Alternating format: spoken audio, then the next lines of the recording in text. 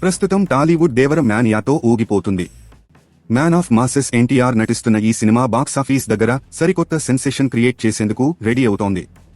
ఇక ఈ cinema advance ticket bookings భారీ స్థాయిలో అమ్ముడు కావడంతో తొలి రోజు బాక్సాఫీస్ దగ్గర అదిరిపోయే వసూళ్లు రావడం ఖాయమని సినీ ఎక్స్పర్ట్స్ అంచనా వేస్తున్నారు.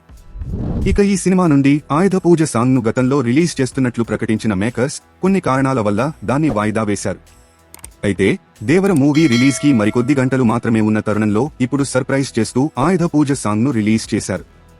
అయితే కేవలం ఆడియో సాంగ్ మాత్రమే మేకర్స్ రిలీజ్ చేశారు. దేవర పార్ట్ జుక్ బాక్స్ లో ఈ ఆయుధ పూజ సాంగ్ ఉండటంతో అభిమానులు ఎంజాయ్ చేస్తున్నారు. ఇక తమ అభిమాన హీరో ఎన్టీఆర్ తుఫానుని రేపు థియేటర్లలో చూసి ఎంజాయ్ చేయాలని వారు ఫిక్స్ అవుతున్నారు. దేవర చిత్రాన్ని దర్శకుడు కొరటాల శివ అత్యంత ప్రతిష్టాత్మకంగా తెరకెక్కించాడు. ఈ సినిమాలో జాన్వీ కపూర్, సైఫ్ అలీ ఖాన్, శ్రీకాంత్, అజయ్ తదితరులు ఇతర ముఖ్య పాత్రల్లో నటించారు.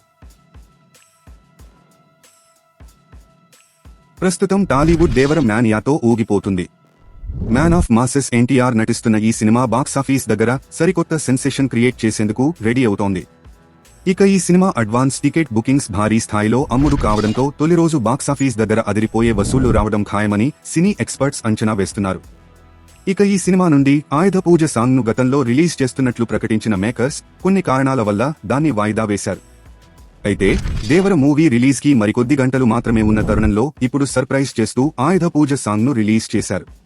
అయితే కేవలం ఆడియో సాంగ్ మాత్రమే మేకర్స్ రిలీజ్ చేశారు. దేవర పార్ట్ జుక్ బాక్స్ లో ఈ ఆయుధ పూజ సాంగ్ ఉండటంతో అభిమానులు ఎంజాయ్ చేస్తున్నారు.